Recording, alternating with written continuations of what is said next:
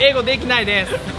Good luck. All right, see you guys. See you. Have a good night. For better or worse, this is kind of what Tokyo has become. Just how hungover I am right now. Always better to not have a plan. Tokyo's largest Shinto shrine. Believe it or not, I am actually still in Tokyo. I need to check the map again, I think. So gorgeous. Give you an idea of like what this place becomes at night. I don't actually know what I ordered, but do you want this? Do you want this? There's no English. It's like, how? Like, it's like hyper stimulating to be here. They love the lights. Tokyo's different, man. This is different. Wow, here's a street I've never even seen. This is wild. Look at this.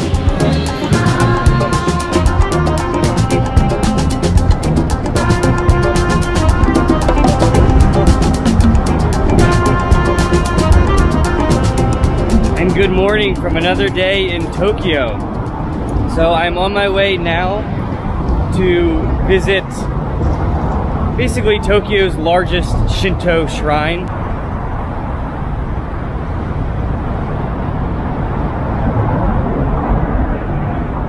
I'm just gonna start this video by saying just how hungover I am right now.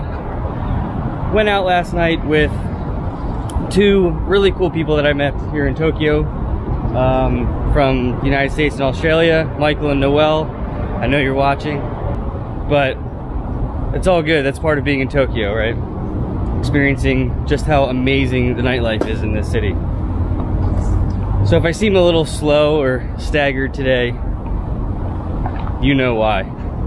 Anyway, so I'm going to a Shinto shrine called the Meiji Jingu or Jingu. I'm sure I'm mispronouncing that. Forgive me on the pronunciation there. And basically this is Tokyo's largest Shinto shrine, built for the Emperor Meiji after it's named. I think I need to go down that way actually. This is so common in Tokyo. Like, you just have these streets that become like steps which take you down to another street. And Google Maps has a really fun time trying to figure it all out. So this was built in the late 18th century, I think finished construction around 1920, built for the Emperor Meiji after which it's named. And this was actually destroyed in World War II during multiple US air raids, and it was rebuilt back in the 50s to essentially resemble what it looked like before the bombing campaign. And so that's where I'm going now. We'll take a walk around the grounds, see the temple. It's supposed to be pretty beautiful. Shinto is something that I'm just kind of scratching the surface learning about here in Japan. It is like considered the traditional religion of Japan. It originated in Japan, and its central tenets are really beautiful. Similar to Buddhism, it's just a religion that really promotes humility and kindness, respect for one another, tolerance of other people, other people's beliefs, and central focus around these entities known as kami that are meant to represent earthly things like wind, rain, mountains, and sun, essentially, that are more or less like the deities of Shinto. It's really a beautiful religion. So that's where I'm going now. After that, I want to take you to the neighborhood of Shibuya, which for me, I feel like is the beating heart of Tokyo. Like when you think of Tokyo and you have Tokyo in your mind, you're probably thinking of Shibuya or Shibuya. I'm not really 100% sure how to pronounce any of these things. I'm going to take you there in the early evening when it really starts to get busy and lively and all the neon comes on. It's really quite a spectacle, and it's beautiful and just chaotic, and it's a really good, I think, representation of like what Tokyo is. And so that's what we're going to do today. I'll make my way through this eventually, but for now I need to figure out where I'm going because I'm very lost. And yeah, let's find this shrine.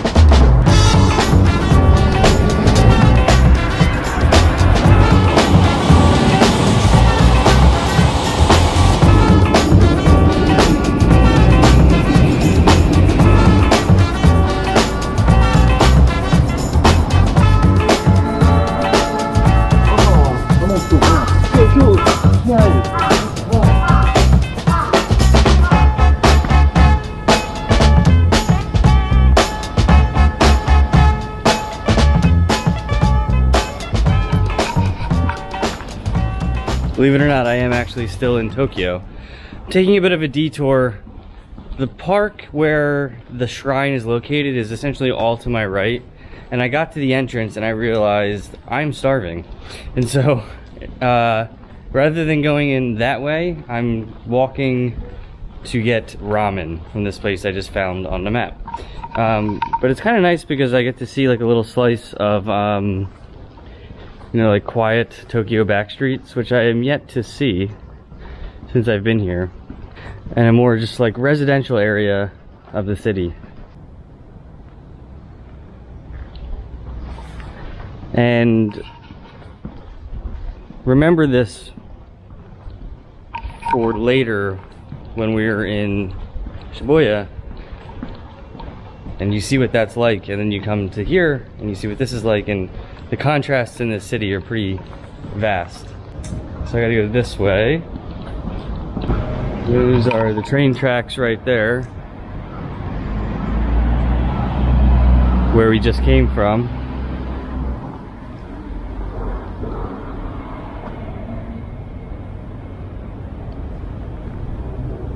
And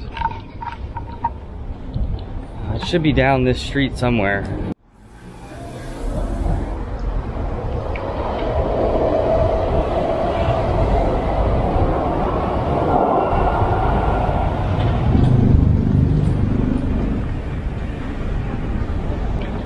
The other thing about Tokyo is that it's a collection of small cities. Like, it's different than Manhattan or like New York, where it's like different boroughs are all the same city. Like Tokyo is literally like Shinjuku City, Shibuya City, and all of these like little tiny micro cities make up Tokyo. And they all have a very different vibe. And I've noticed that like very much, just depending on where you're at, like the quantity of mask wearing goes up and down depending on like which city you're in. Like here, there's not that many people wearing masks, lots of young people, whereas if you go to like Shinjuku, like everyone's wearing masks. And so, I don't know. Very interesting. Very, very interesting.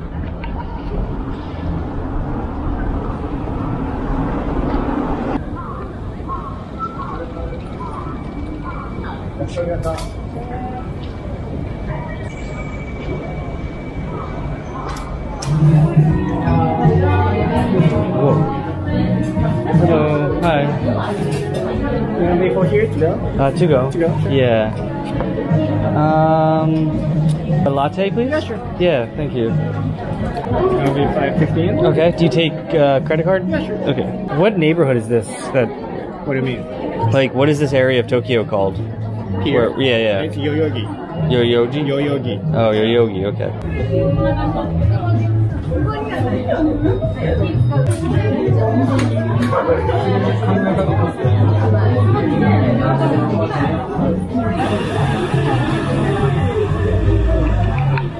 Always better to not have a plan. Just walking around trying to find this ramen shop, I found this like really cool street, this really cool coffee shop called Dim Light Espresso. And apparently it's in the Yoyogi neighborhood, which the guy behind the counter was like kind enough to write down for me. And I have 3 girls across the street taking pictures of me and giggling. There's also a barber shop down there and I need a haircut. I'm very tempted to just go get my haircut right now. But I want to show you guys the shrine. I should stay on track. All right, coffee. Very important for my current state.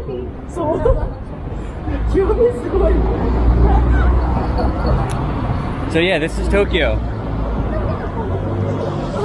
It's clean, it's organized. People are incredibly friendly, like really friendly. Like Bangladesh has competition with the friendliest people in the world. India's up there too. And I haven't been to Pakistan yet, but the people here are lovely. They are just so accommodating for tourists. I need to check the map again, I think.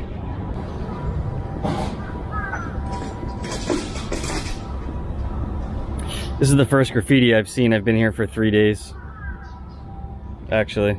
I'm also yet to see a piece of trash on the streets. Some people might find that boring, but I quite like it, especially coming from the United States where we have trash everywhere. All right, so this is, I think, the spot, and yeah, it looks pretty dope. This is also very much a thing in Tokyo.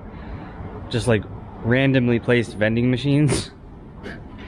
Like, this is where the vending machine is. Just, they're everywhere. Everywhere. All over the place. Just in the most random spots. Like, you are never more than 30 meters away from a beverage in Tokyo.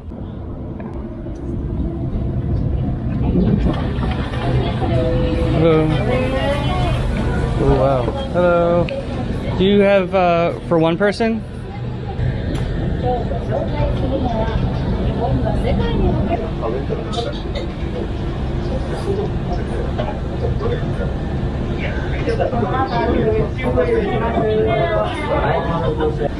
What is this?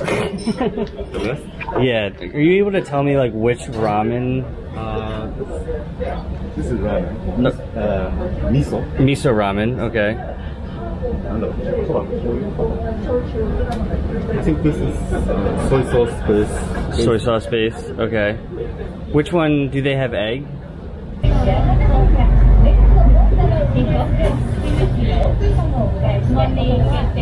Yeah, I just want like ramen, like egg, and maybe like pork or something. Here, I'll try Google Translate. Miso ramen.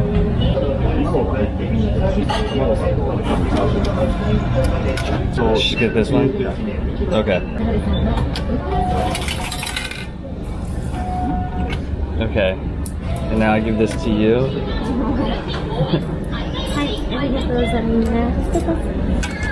Thank you for your help.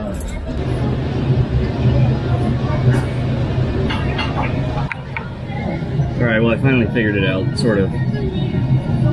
I don't actually know what I ordered, but I know it costs 1,130 yen. I know that. And I know it's ramen. That's as far as I got. They're literally like giving me things to taste to make sure that like I want it in the bowl. Like do you want this? Do you want this? No English at all.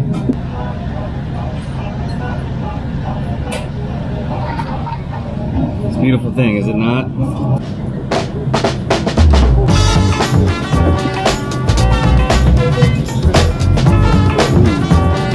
Absolute perfect thing that I need right now.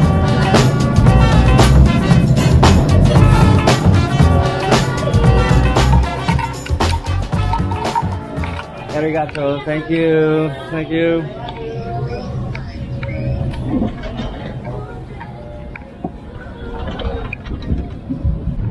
Okay, well that was great and much needed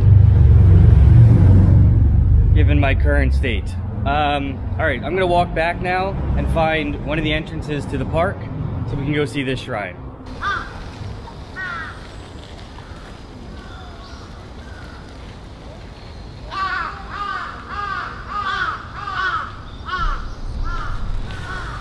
You have to walk down this fairly long gravel walkway to actually get to the shrine, but it's really, really nice. Man, you can probably hear how loud those birds are. It's really, really nice because you get to walk along this shaded path with all these beautiful trees.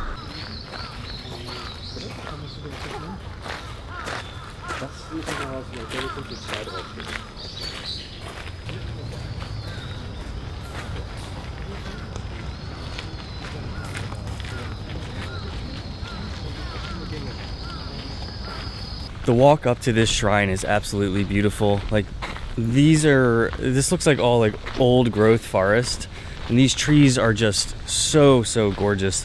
Like they're just kind of like gnarly and all like, I don't even know what the word is, but they're just beautiful.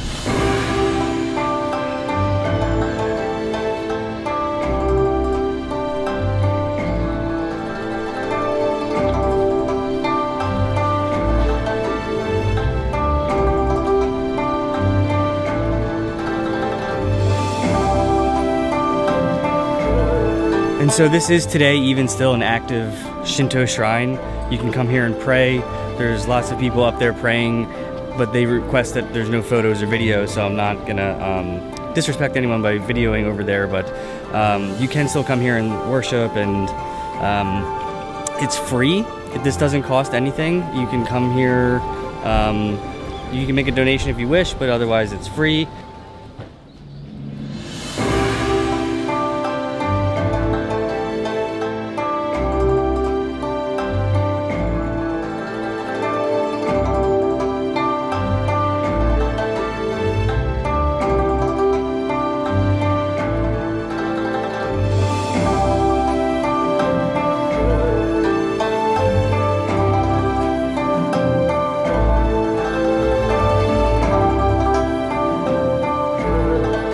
So this entire shrine is built from wood, predominantly cedar. And when you get up close to it, you can actually see the grain in the wood, in the cedar itself. And just gives you an idea of like how much detail and work went into building this in the 19th century, 150 years ago or 100 years ago. It's really, really beautiful. The details of this, taking it all in from like the center of this square is fantastic, but when you get up close to some of these buildings and you see the detail in the woodwork, it's really quite stunning.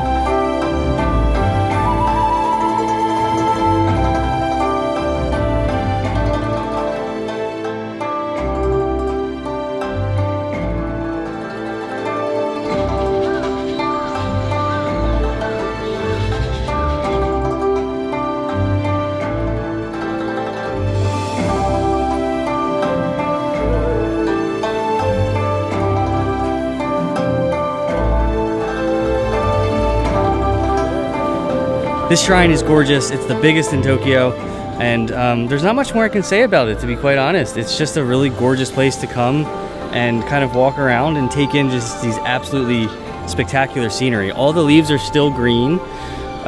It's middle October here in Tokyo. There are like some hints of color change, but I think in Tokyo it's about another month or so. So if you come here in like November or even into early December, you will probably see a lot of color, which would just be magical with this shrine because it is literally encased in forest.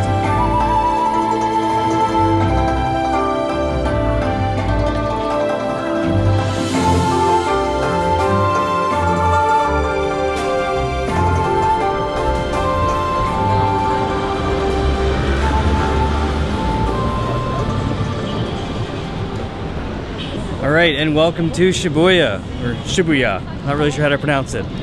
But up at the end of the street is an intersection that is, I think, referred to as like the busiest pedestrian intersection in the world.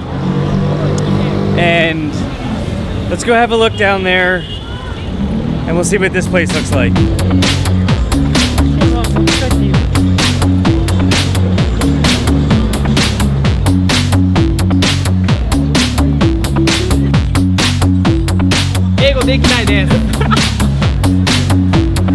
Alright, so this is Tokyo at night. This is one of the busier parts of the city. This city, Shibuya, and Shinjuku, which is just to the north, which is where I'm staying, are two of the busiest parts of this city at night with the most lights, the most neon. But I wanted to come here because I think this intersection really encapsulates like Tokyo really, really well. All the lights, super busy, and just people like everywhere.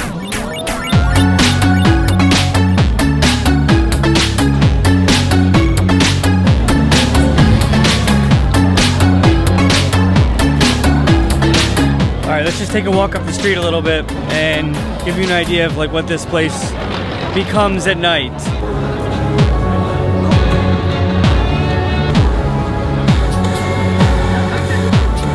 It's literally like so stimulating.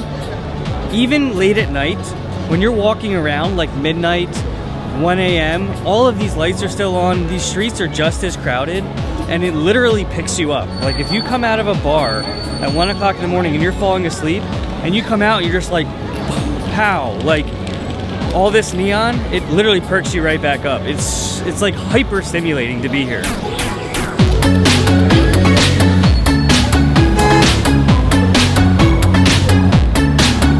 I mean, I come from the United States. I've been to Times Square, and it's really loud and very bright, but Tokyo is different, man. This is different.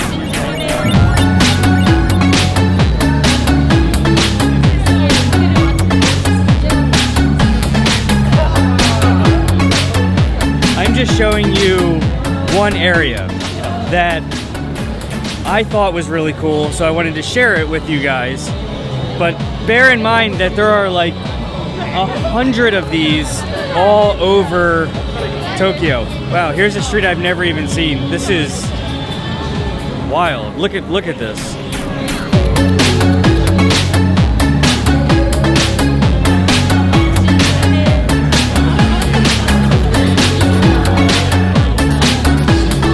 Keep in mind this is a Sunday night. It gives you an idea of what Friday and Saturday look like. Anyone who said New York is a city that never sleeps, they've never been to Tokyo.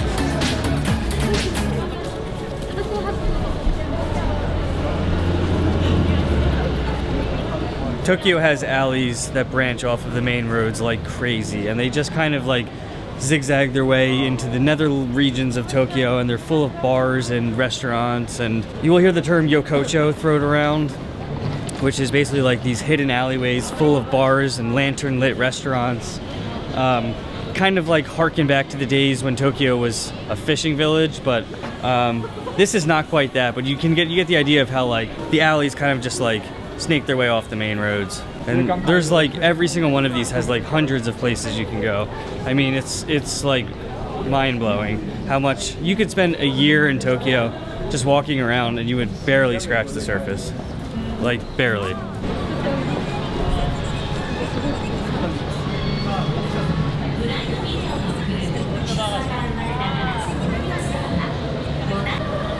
So hopefully you have an idea now why I wanted to bring you to Shibuya. It just is a, like I was saying, when you think of Tokyo in your mind, if you've never been here, at least for me, this is what I envisioned.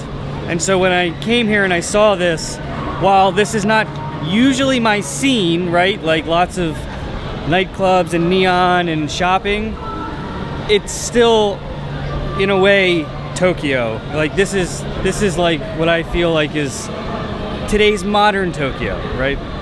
People would probably argue with me over that point, but you know, for better or worse, this is kind of what Tokyo has become. They've adopted modernity with abandon, and a lot of the old relics from the fishing days aren't here anymore, and so this is Tokyo of today.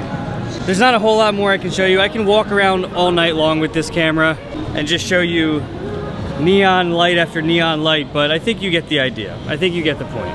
I'm gonna call it good on this one. I'm gonna end this vlog for the day here. I'm gonna get some dinner and some drinks and put this camera down because my arm is killing me. All right, guys, I will see you in the next one from Japan. Stay tuned for a lot more content coming. See you from Tokyo. Bye.